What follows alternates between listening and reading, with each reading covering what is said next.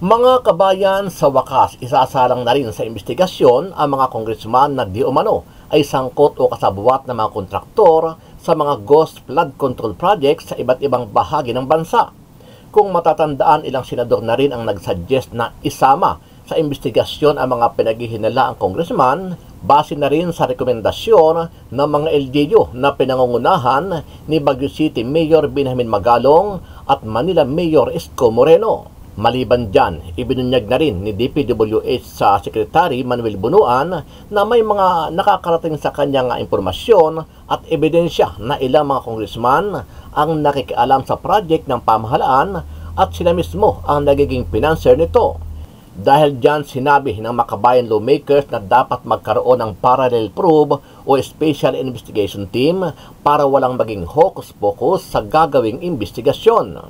Kung matumbok na yung mga kasamahan mismo sa Kongreso, ano nang gagawin? Mag-hands off ba? Magso-soft touch? Mahalata naman yan ng publiko. No? So, pero para sa akin, mas mabuti, mas maraming mga plataforma para sa investigasyon ay mas maganda. Hindi maiiwasan yung pagkakaroon ng parallel investigations given nga na yung nasisiwalat na information in the past days ay lahat ng mga ahensya may bahid ng dumi. So nire-reiterate din natin na pwede nga magkaroon ng special investigation team. Ayon naman kay Manila 3rd District Representative Joel Chua, kailangan na maipa-blacklist ang mga kontraktor na dawit sa mga anomalyang ghost project. At kapag napatunayang guilty ang mga ito, saka papatawan ng mabigat na parusa kasama ang mga kasabuat na kapwa niya mambabatas. But basically, isa sa mga agenda natin dyan, mapa-blacklist. Ma-identify muna natin kung ano yung mga gumawa ng mga project na ghost at mga substandard. And siyempre dapat kung talaga namang grabe yung ginawa nila, kung ghost project, dapat talaga ma-blacklist sila at masampahan ng kaukulang kaso kasama yung mga kanilang kakuntsaba.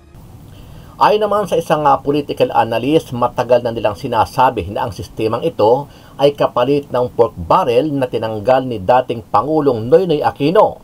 Pero ang ipinalit ay mas matindi pa kung saan ay mga congressman mismo ang pinanggagalingan at nag-a-approve sa mga bilyong pisong pondo para sa mga project ng pamahalaan sa kanilang mga distrito. At dito nga pumapasok ang malawakang korupsyon at pakikipagsabuatan sa mga kontraktor at DPWH maging sa Commission on Audit o COA.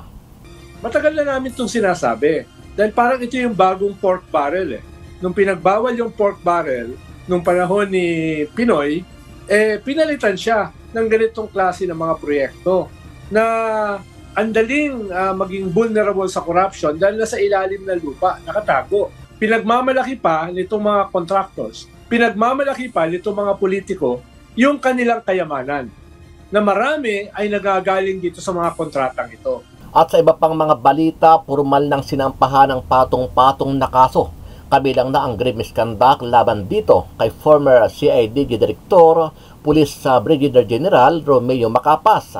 Ito ay kaugnay pa rin sa kasong isinampa ng whistleblower na si Dondon Patidungan o alias Totoy dahil sa di umano ay pakikipagsabuatan sa negosyanteng si Atong Ang kapalit ang malaking halaga para absueltuhin siya at baligtarin ang kaso. Maliban dyan, kasama rin sa mga kasong isinampa kay Macapas ay mula naman dito sa dalawang magkakapatid na Jose at Ilakim Patidungan dahil sa marahas na pag-aresto sa kanila ni Macapas mula sa bansang Cambodia. Ayon kay NAPOLCOM Commissioner Rafael Calinisan, nakitaan si Macapas ng probable cause o sapat na ebidensya kaugnay sa kaso na kinasasangkutan niya sa missing sa Bungero.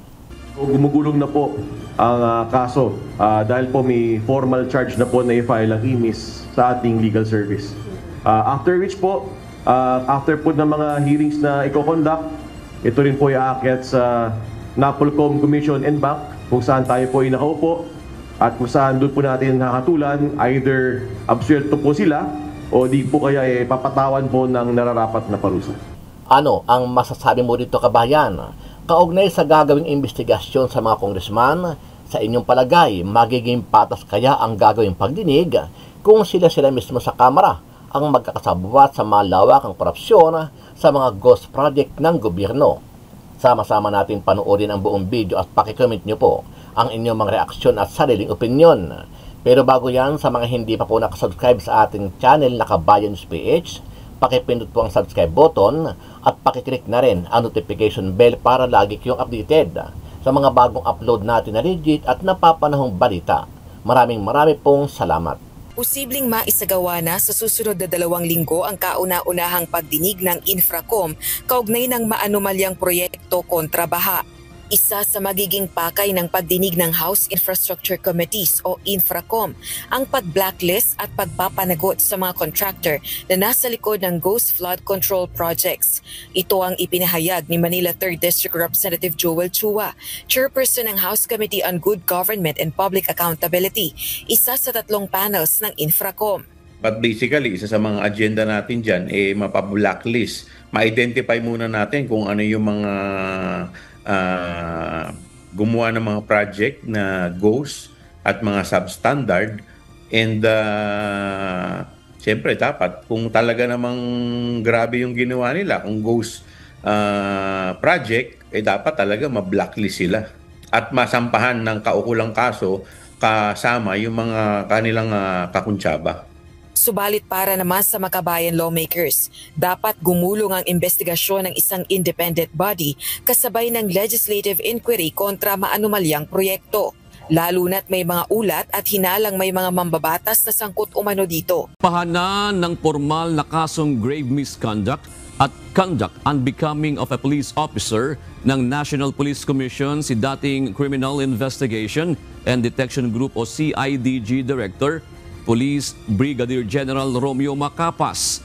Bunso dito ng naunang reklamo ng magkapatid na Julie Patidongan alias Totoy at kapatid nito na si Elakim Patidongan.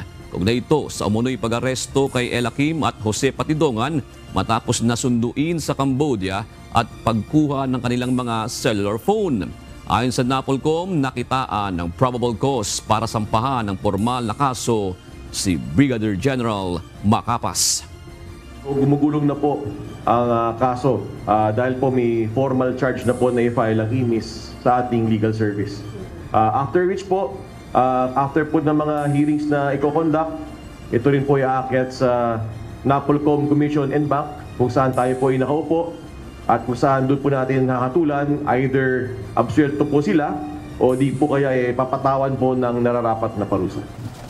Magandang umaga po ulit sa ating lahat. Maulan sa labas, pero matikabo ang kaganapan po dito sa loob ng National Police Commission. Siguro po, ilahat ko lang po yung mga mangyayari ngayong umaga. May 2 bahagi po ito. Una po, yung po pag-file ng kanilang complaint ng ating mga kasamang from the Highway Patrol Group laban po sa kanilang superior. At mamaya po, pagkatapos po nito, magpa-file din po yung ating IMIS sa legal service ng formal charge laban po kina General Macapas at laban po dun sa isang police major na na-involved sa isang insidente dun sa PNPA di umano. Ayan. So siguro simulan na po natin. Good morning po sa lahat po nandito kay NAPOLCOM na Vice Chairman po, Attorney Ralph. Maraming salamat sa pagtanggap mo sa amin dito. Sa lahat po ng media, sa lahat po ng staff po ng NAPOLCOM, maraming salamat po sa inyong pagtanggap sa amin dito sa aming idudulog na pagreklamo po namin sa aming naging CEO sa Special Operation Division ng Highway Patrol. Si Police Colonel Romel Tulano po. Kami po ay pumarito sa NAPOLCOM upang humingi at ihabla ang isang Police Colonel na naging CEO namin sa Special Operation Division ng Highway Patrol sa Camp Crame, sa Quezon City po. Kami po ay hinagla ng aming CEO sa ombudsman dahil lang sa isang pagtrabaho namin ng tama para po sa isang tunay na serbisyo. Kami po ay naniniwala sa himpilan ng Napolcom na bigyan kami ng justice papanagot ang isang kernel na sobra pong napakakurap na opisyal sa hanay ng PNP. Meron po akong papakita na mga video clip sa tungkol sa pangyayari na naganap noon sa opisina namin. Kung maaari po yung ating video clip man. Ayan po. Sa unang video clip po, ayan si Colonel Estolano. Siya po yung nagdidikta sa investigador para po mawik yung aming affidavit. Para po madismiss ang unang isinampa namin sa 4136 at saka disobedience to person, agent, and authority sa Parañaque. Na-dismiss po yung unang kaso na isinampa namin doon sa Parañaque. Ito po yung papel na na-dismiss dahil sa impluensya ni Gigi Javier Reyes na maraming nakapatong ng mga general at saka mga mason. Na-dismiss po agad. Nag-file kami nung 13, pag kinabukasan linggo, mayroon na pong pumunta na sheriff sa amin na i-release na namin Javier Reyes. Pagkatapos po, may isang video clip pa dyan. Yan po si Gigi Javier, yung nakaitim may eyeglass, parang wala lang. Pero arrested na namin po siya dyan. Parang wala din siyang pusas, wala siyang damit na na-arrested dahil sa po sa pagtrato ni Colonel Estolano sa VIP treatment. Ipapakita ko din po sa inyo yung ikinaso sa amin sa ombudsman ni Colonel Estolano na kinasuhan niya kami ng misfeasance, tapos arbitrary detention, tapos misincriminating person dahil nga na suhulan na siya ni Gigi Javier Reyes nung gabi na yun ng milyon-milyon na halaga. Unang-una po binigyan si Estolano ng 2 milyon para po madiscredit yung mga ebidensya, para po maging weak at madismiss yung aming ikakaso sa Quezon City para po sa mga nadiskubre naming baril at saka bomba. Natanggap po na Colonel Estolano po yung halos 4 na milyon nung gabi. Nakita po namin yon. Na tinanggap niya, hinatid ng kanyang mga attorney kasi 3 yung attorney ni Gigi kasi ito ay napaka-laking tao po, naka-big scammer po ito. Dollar po ang ini-scam nito. Mga general po in-scam niya nito ni Gigi Javier Reyes. Kaya po maraming pera ito, kaya maaari po talaga na ma-dismiss yung ikinaso namin sa kanya kung magpapasuhol po yung ating mga lawyer or korte. Sa awa po ng Diyos, tinanggap naman po yung aming kinaso sa kanya na 1059 sa prosecutor's office. At yun po ay nag-hearing na po kami hanggang ngayon po. Sunod, nag-hearing na po kami, pangalawa, pangatlo. Sa August 29 po, may hearing na naman kami sa Quezon City tungkol sa illegal possessions of C4 na amin po na-discover sa auto ni Gigi. Ang aming kong masasabi, Attorney, Vice, maraming salamat po ulit sa pagtanggap ninyo sa amin dito. Sana po mabigyan po ng hustisya yung aming hinaing dito. Kasi po nakasalalay din po yung aming career kasi sinablan niya kami sa ombudsman. Sana po matulungan niyo po, Attorney. Salamat po. Sir, magandang umaga po. Maraming salamat po, sir, na pumunta kami dito sa Napolcom para mabigyan linaw yung kinaso sa amin ni Estolano sa ombudsman. At the same time, kami naman maghahabla sa kanya kasi malaking tao to, sir, class 97 sa PNPA. So, ang threat sa amin sobra. Kaya humingi kami ang tulong dito, sir, sa Napolcom para maproteksyonan din ang aming sarili at sa aming pamilya. Sir, maraming salamat po, sir. Ngayong araw din po ito, just like to inform everyone kasi nandito na rin lang po is we will be formally charging actually 2 kaso po yung i-file namin. First po yung incident that happened in the Philippine National Police Academy involving a certain officer assigned in the tactics group of the Philippine National Police Academy. So we will be filing a complaint for grave misconduct and conduct unbecoming of a police officer against Police Major Anthony Franz Ramos. And another case that we will be formally filing also today is ito po yung nung isang araw, pumunta po dito yung ating mga complainants. Specifically ito po si Mr. Ilakim Patidongan. So after ho, nag-conduct ng initial evaluation, nakita namin mayroon kami jurisdiction in both cases. And we also did pre-charge investigation. Nakitaan po namin ang probable cause to file an administrative complaint for grave misconduct and conduct unbecoming of a police officer against Police Brigadier General Romeo Macapas. So, ito pong cases na to will be forwarded, will be filed by us today after this briefing sa aming Legal Affairs Service. Sir, after mag-file, ano na po ang susunod na hakbang ng NAPOLCOM? May bibigay ba kayo ilang araw para pasagutin po itong mga sasampahan na ng formal complaint? Magkakaroon po ng hearings dito, clarificatory hearings, papasagutin po sila uli. Magkakaroon po ng ilang proseso para makita kung ano yung mga ebidensya, ano yung mga stipulation of facts. Sa madaling sabi, full-blown hearing at kung kinakailangan, magka-file pa sila ng iba pa nilang mga pleadings. Pero gumugulong na po ang kaso dahil po may formal charge na po na i-file ang IMIS sa ating legal service. After which po, after po ng mga hearings na i-conduct, ito rin po i-aakyat sa NAPOLCOM Commission and Bank kung saan tayo po ay nakaupo at kung saan doon po natin hahatulan either absuelto po sila o di po kaya papatawan po ng nararapat na parusa.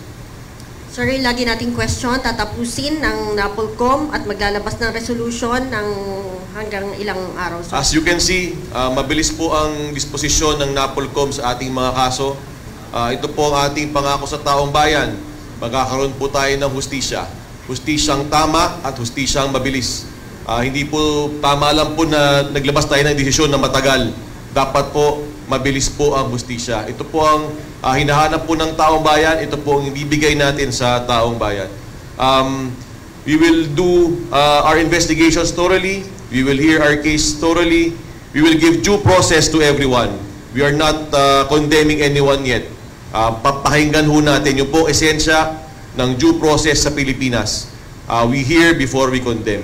And we promise both the respondents and the complainants that their cases will be handled properly. Pinapromise po natin sa taong bayan na wala po tayong uurungan, wala po tayong, hindi po tayo papa-impluensya sa kahit na sino man.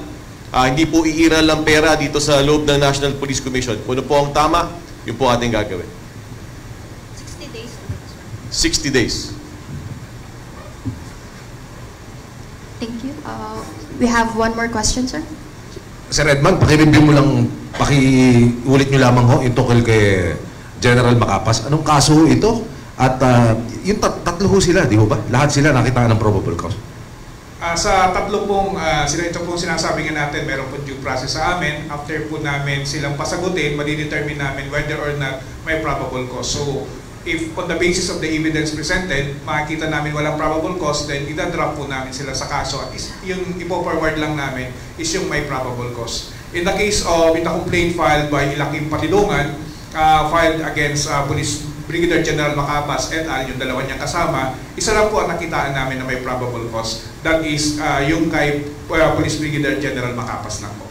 Yung dalawa niyang kasama, those cases were dropped po dahil wala po kami nakita probable cause to file a case against them. Sir Edman, anong kaso ulit? Please lang ho. For the record lang. Yes sir. The case na i-final namin against Police Brigadier General Macapas is for grave misconduct and conduct unbecoming of a police officer. Pagdating na po yun sa aming hearing officer, this will be filed with the Legal Affairs Services and they will be given, I think, 5 days to file this. But then, mag-designate po muna ng hearing officer to handle this case.